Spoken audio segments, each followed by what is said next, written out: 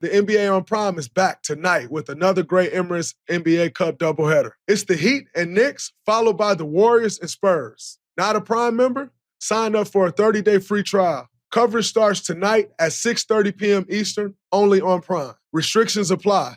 See Amazon.com/Amazon Prime for details. What's up, everybody? Welcome back to the Draymond Green Show. I am here in San Antonio in between games. You know, it's this funny thing, man, when you travel so much. I was just about to say I'm here in OKC. You know, sometimes, like, I'll be in a hotel and, like, go to a room and I'll be putting my key up to the door and it doesn't quite work. And then I'll go downstairs like, yo, my key not working. And they're like, what room are you in? I'm in 1014. And they're like, no, what's your name on the room? And I tell the name, and they're like, oh man, you're in 706. And I'm like, that was from the last city.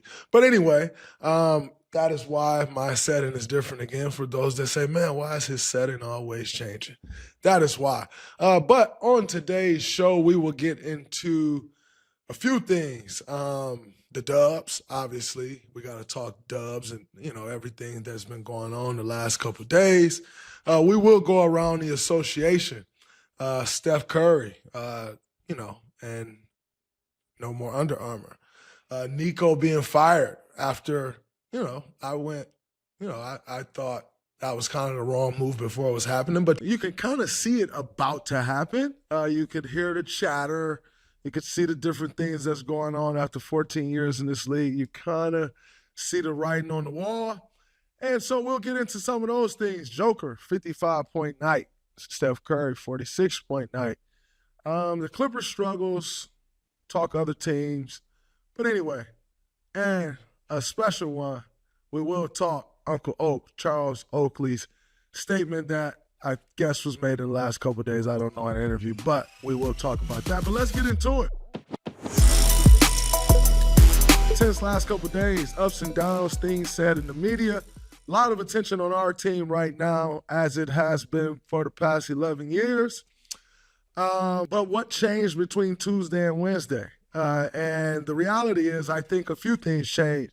Everyone will point to the lineup change. What I will point to is the force that was played with. What I will point to is the locked-in competitiveness on the defensive end. What I will point to is the way the ball was hopping offensively and different patterns that we were getting to offensively that we haven't been getting to. What I will point to was a different fight and one that you would expect out of a group like us going into Wednesday.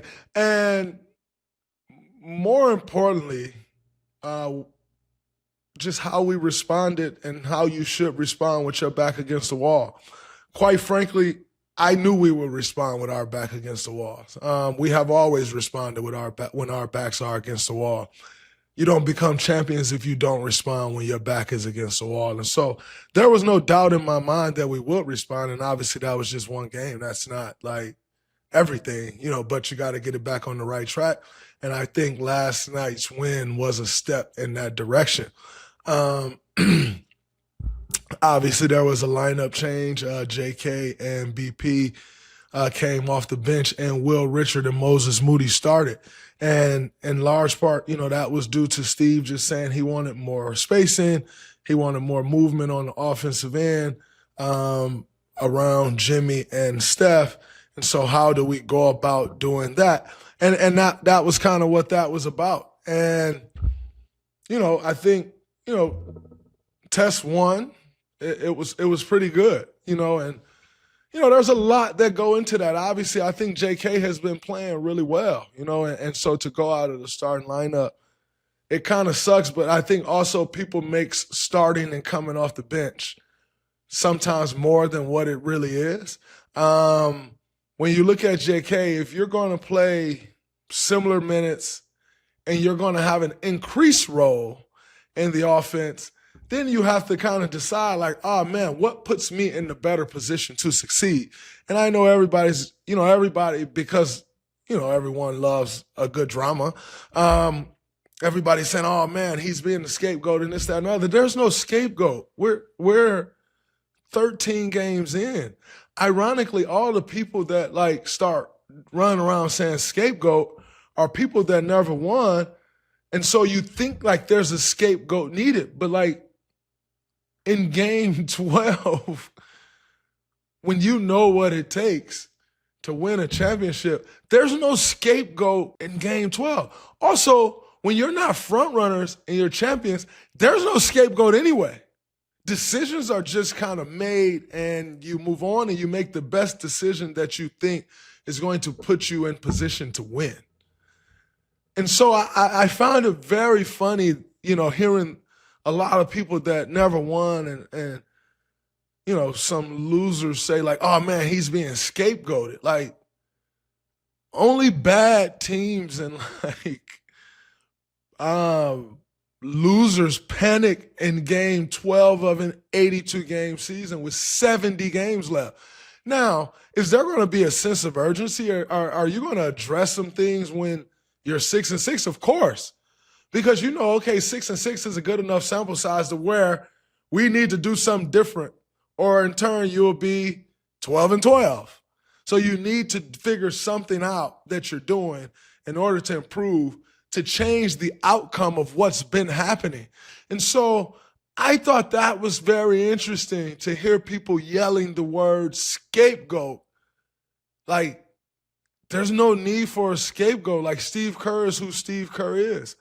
Like, Steve Kerr's job security is exactly what the word says, security.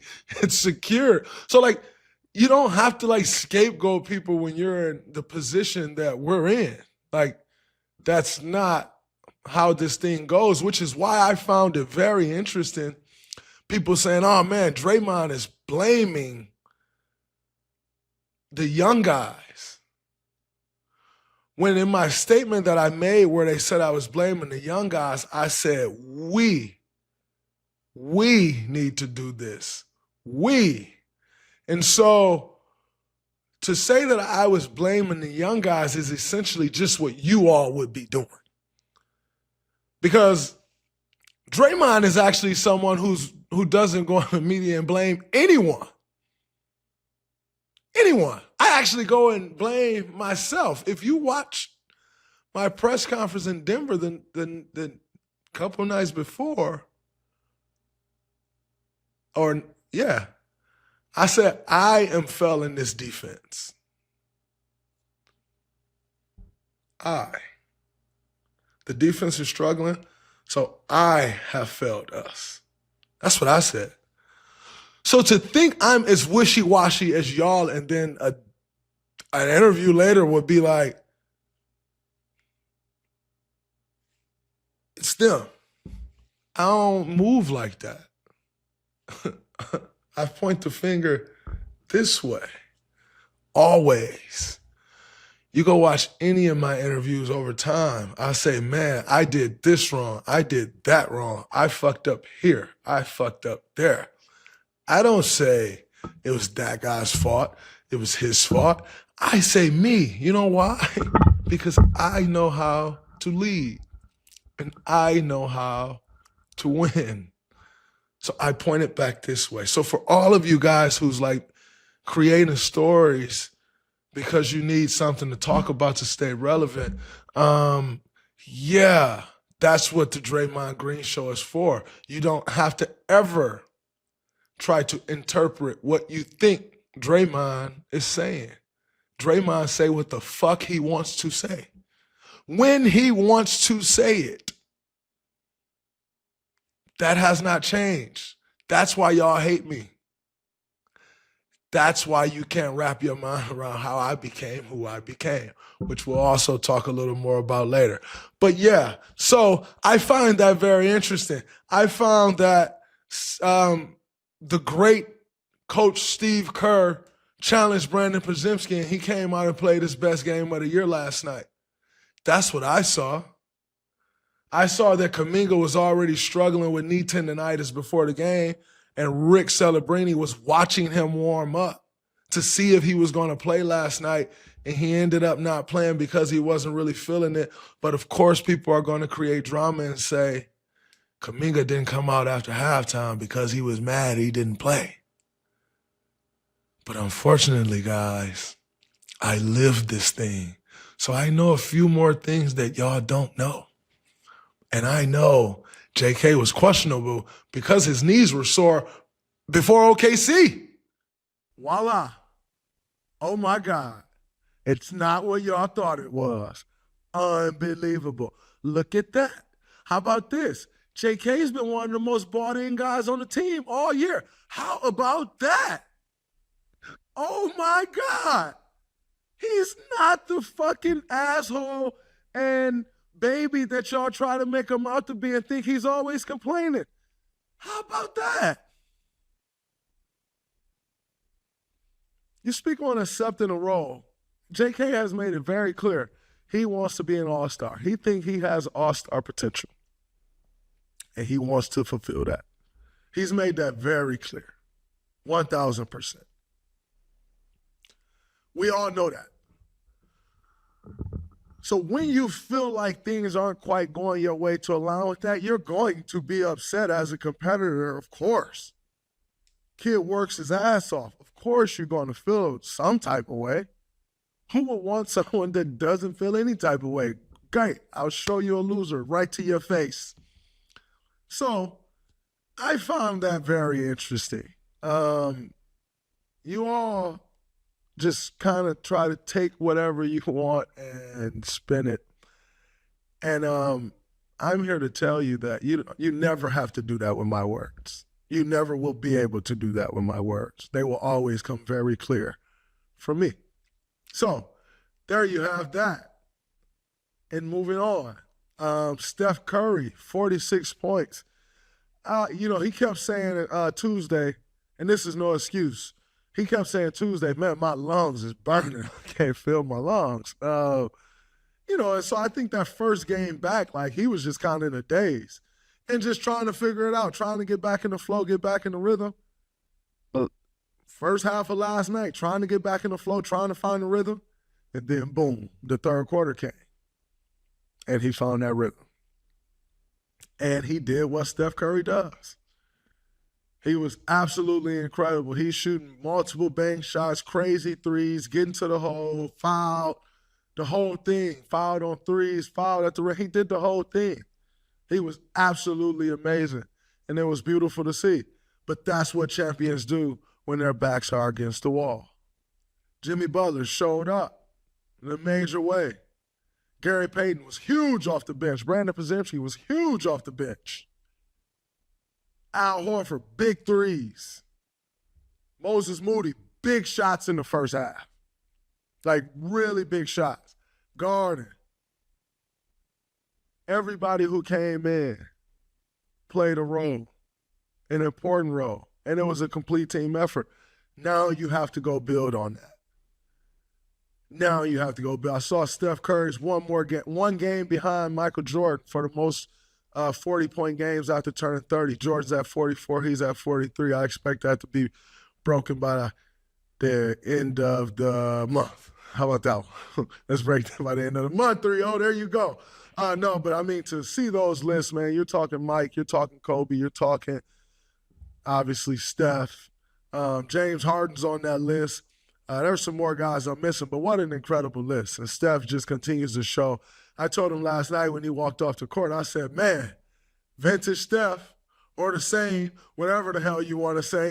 It's all the same, vintage and now. It's the same, but man, just to continue to have the opportunity to play alongside someone that great, see night in and night out up close someone that great, see day in and day out the work ethic of someone that great, it's always an honor. It's always an honor.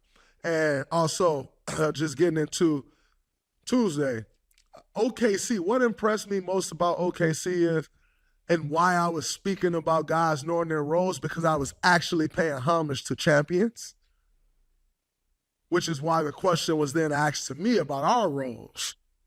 And then a question was asked to me about agendas. So come on now, I'm going to fill y'all in on this thing now.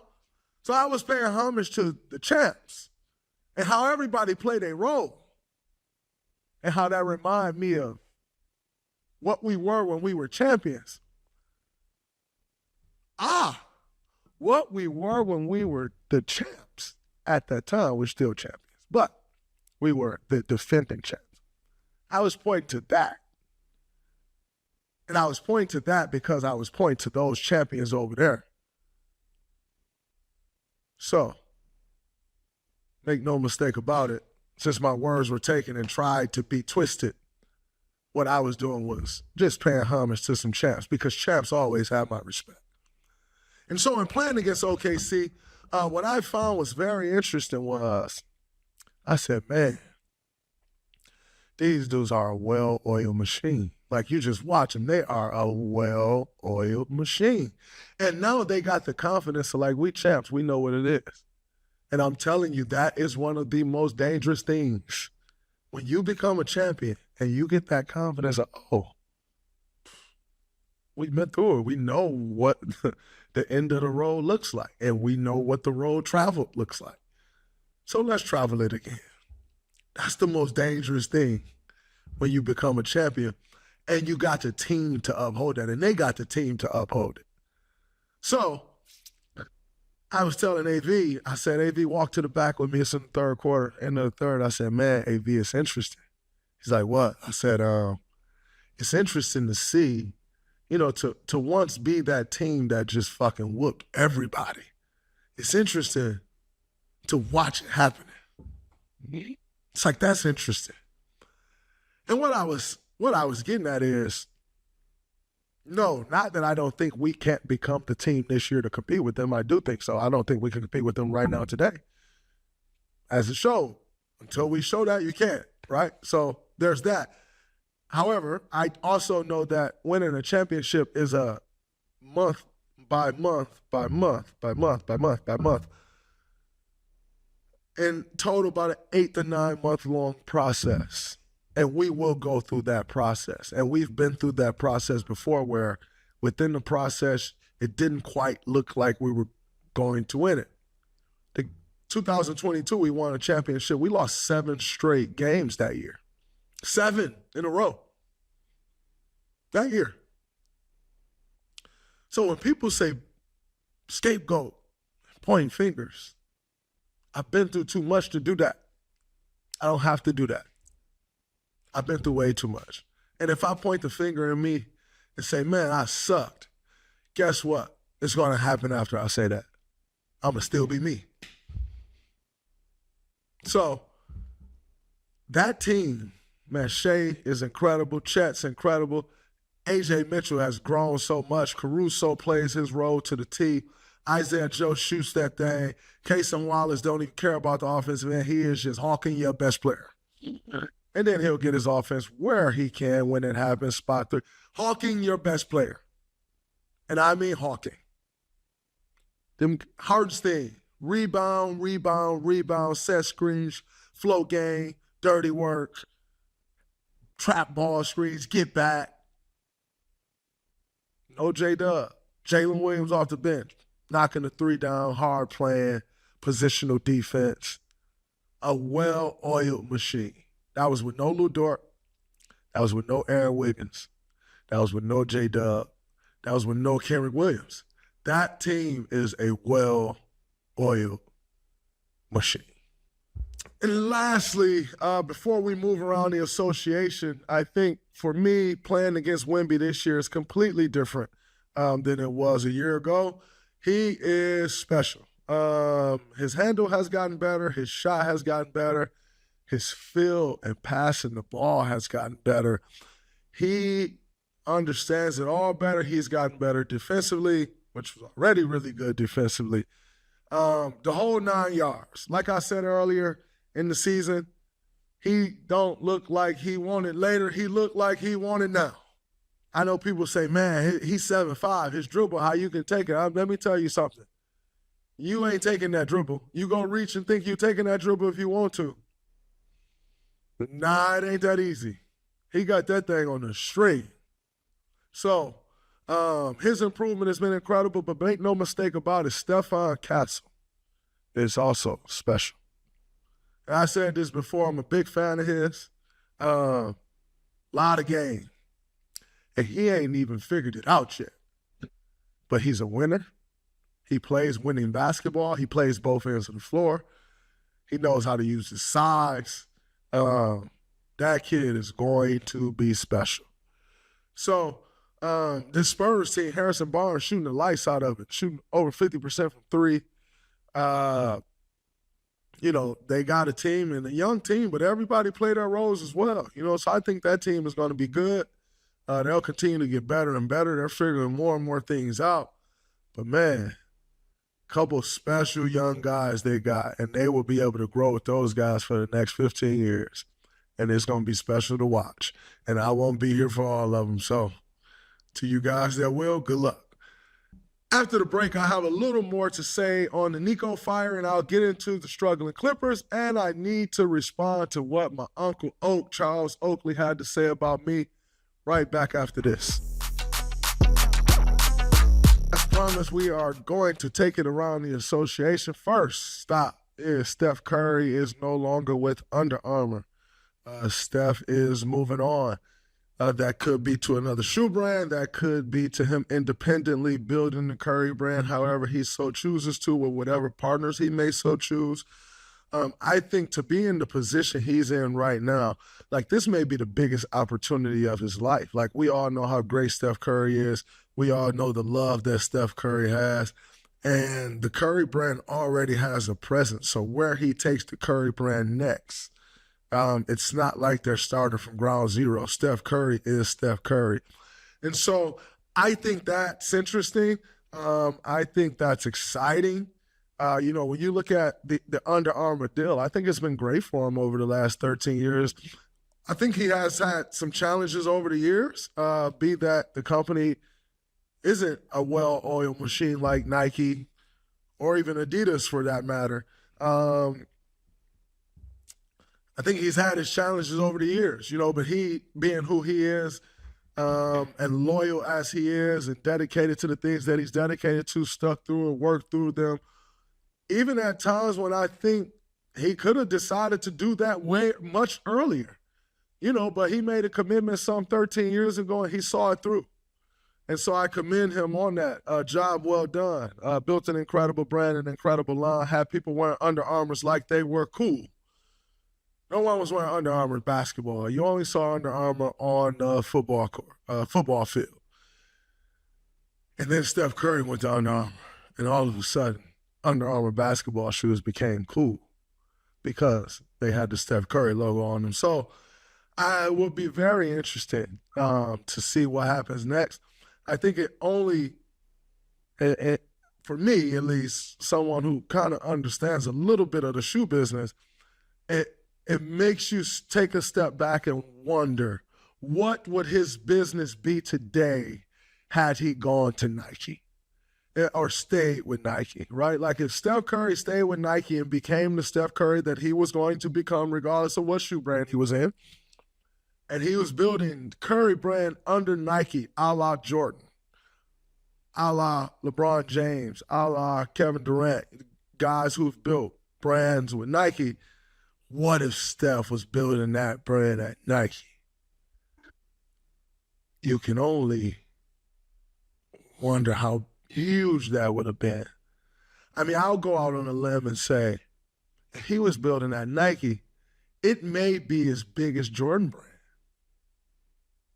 which is interesting.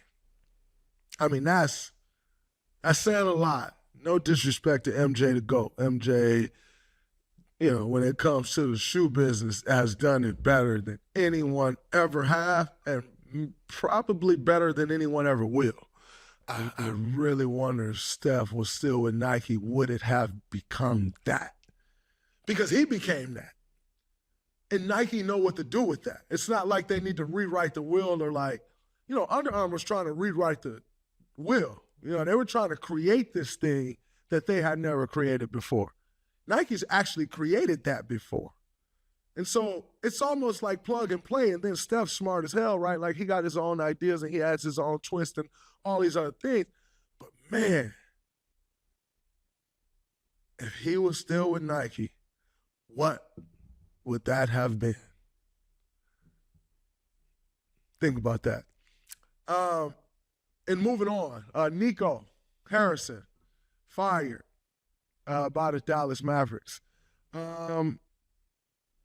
kind of saw this coming, which is why I know you all on Tuesday morning was probably like, why in the hell is Draymond recording at 6 o'clock in the morning when this news came out? And the reality is, I actually did that the day before. Because I've been around this business, you can kind of see the writing on the wall. The fans were never going to move on. Unless they were 12-0, the fans just weren't going to move on. And so you can kind of see the writing on the wall. And now you want to talk scapegoat? Now we can talk about that. Now, yes, Nico did make the Luka trade and all those things. As I said before, I still don't think he got a chance to see his vision through. What his vision actually was, I don't think he got a chance to see it through. Not saying that's right, that's wrong. It would have worked. He didn't get a chance to see it through. When he sat out, made the decision he made, he didn't get an opportunity to see that through. And so, I thought that's a tough position to be in. You hear a lot on Willie Green. Willie Green has never, as I said before, Willie Green has never coached a Pelican team he thought he was going to coach. That's sometimes how the cookie crumbles. That's just sometimes how it crumbles. And so, I'm looking forward to seeing what Nico's next move is. I think, Nico is very smart, very well respected in the business world, although a bunch of fans has tried to act like he's a complete idiot. He's not.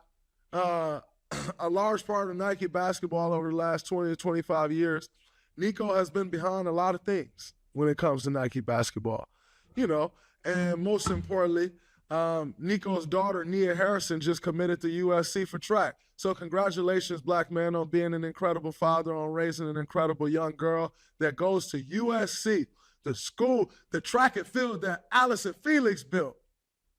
And it's going on a full scholarship. That's incredible. That's the stuff that matters. So, congratulations to Nico Harrison on that. I know you all hate to hear him being told congratulations on something, but that is what it is. And moving forward to Joker's 55-point night, the strategy was to let him score and take away assists. And, that strategy works maybe sometimes. I know a few years ago, there used to be like some stat. I'm not sure what that stat is today. But a few years ago, the stat used to be if you held him under 6 assists, their winning percentage was like way low. And so the goal would be like to hold him under 6 assists, and like if he goes score 40, he goes score 40. 55 is a little different than 40, number one. Double nickel. But I think you also got to have the defenders that can make it tough. And I didn't watch the game, so I'm not saying the defenders didn't make it tough. But do I love that theory? I don't love the theory of letting anyone get 55 points, but I will tell you, we've used that theory before on some guys. When we used to play the Rockets team, we would say, let James Harden go for 40 or go for 50, and we just stop everybody else. We win the game. And so I've understood that strategy before. I'm not quite sure if it really works on Joker. Yeah, they took the assists away, but he went for 55, and they got the dub. And Jamal had 15, like Aaron Gordon maybe somewhere was around that. And so you still had other guys still doing a little bit of what they needed to do while y'all just was letting him go ISO. And so I don't know that I love it, though. Just letting the best player dice your defense up. I understand it, but I just don't know that I love it. And moving forward, and on that note, the team that he had 55 points on was the Clippers, who's struggling a bit. Kawhi's been out now for, I think, 4 straight games, if I'm not mistaken. And they are struggling. Number one, I think the struggle is a little deeper because they don't have Norman Powell. However, for all you idiots out there that says, oh, man, they traded Bradley Beal for Norman Powell for Bradley Beal. That's not how this thing works. Norman Powell makes about $20-something million a year. They signed Bradley Beal on maybe $5 million, possibly 8, max 8, but I think 5. I don't really care because tomato, $5 million and $8 million is a lot of money. It's a big difference. I'm not saying $3 million isn't a lot of money. But in the grand scheme of an NBA contract, it's not. And so whether it's 5, whether it's 8, they're in the same boat. And so they didn't sign Bradley Beal. Like, they didn't trade Norman Powell for Bradley Beal. Number one, they traded Norman Powell. Norman Powell was in a trade for John Collins. Kevin Love went to Utah. Kyle Anderson went to Utah. John Collins went to Utah. John Collins went to the Clippers. Norman Powell went to Miami. Oh, Bradley Beal got bought out, and then they signed Bradley Beal. But for all you idiots trying to shit on Brad Beal, as if, oh man, look, Norman Powell's playing so much better and they traded him for you. That's not the case. That's a lie. The real reason they traded Norman Powell is probably because all these people are trying to stay away from the second apron. As we have spoke about before, good people, everyone's trying to stay away from this hard cap that our NBA PA allowed in a sports business that's growing and saw a team sell for $10 billion. Yeah, that's what everybody's trying to get away from. So Norman Powell is about to be up for a contract. And I don't think they wanted to give Norman Powell the contract that they knew they were going to have to give Norman Powell because, yes, for the last couple of years, including this year, Norman Powell is playing at an all-star level and will probably be an all-star this year. So for everybody trying to use Norm's play, just give Norm his love. Norm has been getting better and better and better and better since he came into this league. Can we just give Norman Powell the love that he deserves and not try to tear Bradley Beal down and, oh, man, you shit and you this, because he's not playing right now at the level that Norman Powell's playing. But he's also not making the money that Norman Powell's making. So when you all try to, like, mix these things in and try to make 1 + 1 = 6, that shit don't add up. So miss me with that. Miss me with that. And all the, oh, man, Brad Beal ain't deserve his contract. No, yes, he did. He earned that contract. That's why he got it. Unfortunately, for everybody that paid him, it didn't pan out the way you thought it would when he signed the contract. That's the business. When Steph Curry was making 4 years, $44 million and winning MVPs, nobody was saying, oh, man, them owners should rip that contract up and give him the money he deserved. No, he had to wait. So sometimes the business work for you. Sometimes the business work against you. Whether you're a player, whether you're an owner, front office, GM, sometimes it works for you, sometimes it works against you. It works for Bradley Beal. Guess what? Bradley Beal worked his whole life to make it work for him. So stop the nonsense and speedy recover to Brad Beal. Hey, Draymond here. The NBA on Prime is back tonight with another great Emirates NBA Cup doubleheader. It tips off with Bam Adebayo and the Miami Heat taking on Jalen Brunson and the New York Knicks. Then Steph Curry and the Golden State Warriors go toe-to-toe with Victor Wembanyama and the San Antonio Spurs. And if you're not a Prime member, that's not a problem. Sign up for a 30-day free trial to get started today. The Heat and Knicks, the Warriors and Spurs, man, those are some matchups right there. Bam and Brunson always bring that fire. Real playoff energy early in the season. Steph versus Wemby, that's must-see TV. Coverage starts tonight at 6:30 p.m. Eastern, only on Prime. Restrictions apply. See Amazon.com/Amazon Prime for details. And lastly, moving around the association is my response to Uncle Oak.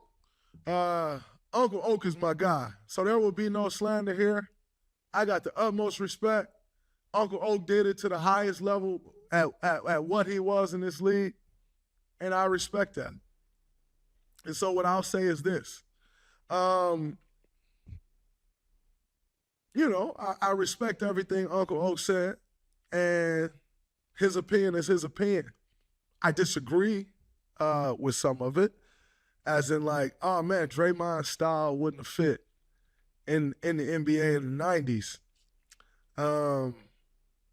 And I disagree with that because my style and who Draymond Green is, I created my style. actually. I'm a basketball player, so I know how to adjust to different situations. And when I came in this league, I was not who I am today. I created this guy, who I am today. When I came in this league, I scored the basketball. That's kind of who I was and how I got here. I also rebounded the basketball and passed the basketball. It's kind of who I was and how I got here. Oh, and most importantly, I was a winner before I got here and after I got here. And so I became who I became while not quite being myself, which is why I love me and I'm so proud of me, because I feel like if you task someone with becoming someone totally different than who they ever were, they may become serviceable NBA players, but they usually don't become Hall of Fame, potential Hall of Famers. And so that's why I'm so proud of me, because regardless of how I had to do it, I wouldn't have made it happen.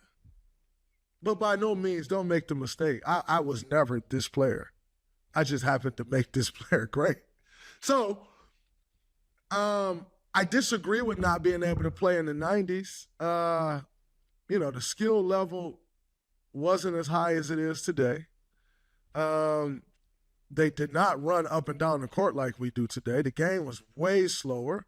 Yeah, guys were bigger, and you can say guys are soft today. I'm sorry to tell you, but Nikola Jokic ain't soft. I'm sorry to tell you, Wemby's a little skinny, but he ain't soft. So, like the game ain't bruising and like it used to be. But quite honestly, we're not allowed to do that. We're not allowed to play the game as physical as they played it. Also, no one wanted to see that shit. So the game kind of changed to increase the ratings of more basketball that people want to see. No one wanted to see that shit. I respect and love all the OGs, but it's different. The game is played totally different today. I hate to say it, and I know no one really likes to admit it, but I actually played a part in that, of how it's played today. If I must pop my shit a little bit, again, I got the utmost respect for Uncle O. There would be no slander here. As far as trash talking and getting hit in the mouth, I can agree with that. I probably would have gotten hit in the mouth. Because quite honestly, Uncle O, I'm from Saginaw, Michigan.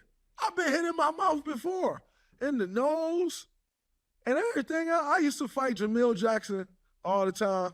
Jamil Jackson is like family to me, by the way. We used to fight all the time. And no matter if I won or lost the fight, Jamil Jackson, for some reason, he would bust my nose every time we fought. And when you bleed and you lost, like even if you won and you lost, Jamil Jackson would bust my nose every time we. Needless to say, Uncle, I've been punched in the mouth before. I've been punched in the nose before. So talking the way I talk, a punch in the mouth ain't gonna stop me from talking. But the story also just doesn't end like, oh man, Draymond got punched in the mouth, boom, story end. The story don't end that way. You're gonna have to punch me in the mouth every time you see me. Because if you punch me in the mouth, I'm gonna fight you every time I see you. Whether I get my ass whooped or win, I'm gonna fight you every time I see you. And then when I win, if I don't win 1, 2, 3, 4, 5, I'm gonna fight you on 6. If I win 5, if you want to fight on 6, we're going to fight on 6 again. But the story just don't end, oh man, he got punched in the mouth, that's it. I'm sorry, it just don't end that way. Because I know what it's like to be hit in the mouth. That ain't stopping me. That ain't going to stop me from talking and being who I am. Because in Saginaw, like, you must talk and play.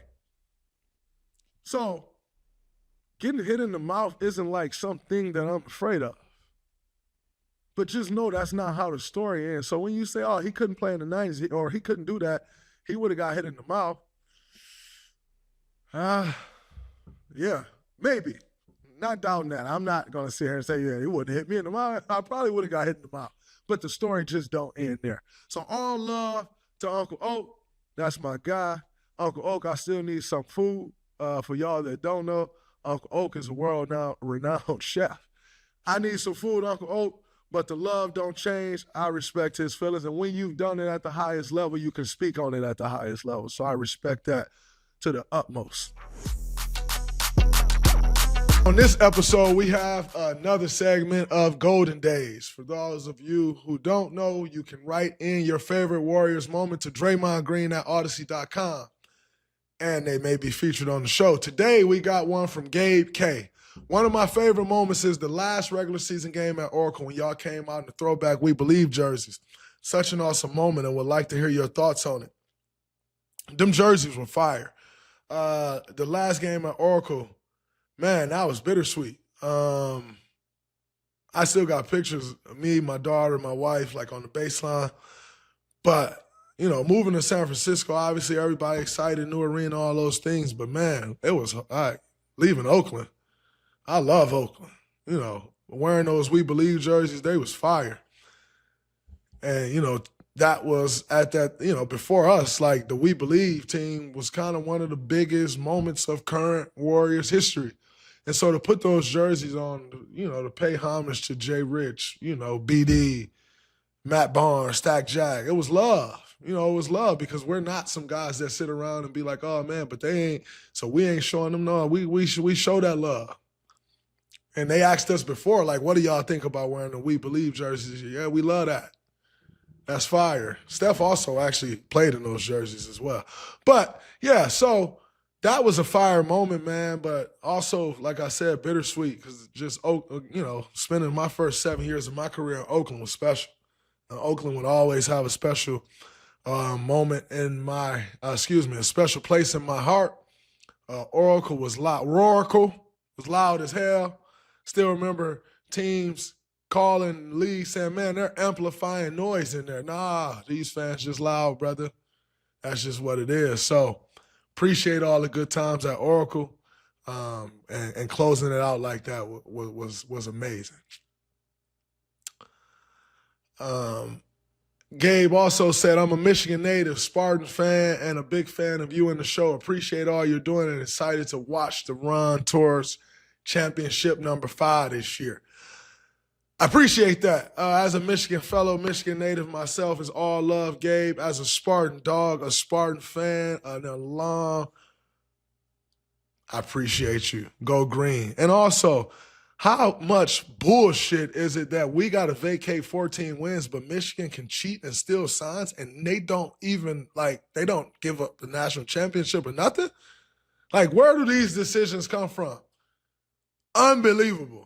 You can do things that directly impact winning and get caught and keep everything that you got while cheating. But we lose 14 wins. Anyway, I'm sorry, Gabe. All love. Shout out to you, Gabe. But that's some bullshit. Make sure you all send in your favorite Warrior moments to Draymond Green at Odyssey.com. So your moments can appear right here on Golden Days on the Draymond Green Show. I want to thank you all again for tuning in to the Draymond Green Show. We got a Spurs again tomorrow. I got to go chase Big Wemby around. They running me off flares. I felt like I was chasing Steph Curry around at times during that game. Nonetheless, special game to play in, special guys to play against. Looking forward to seeing you guys next week. Until then, deuces.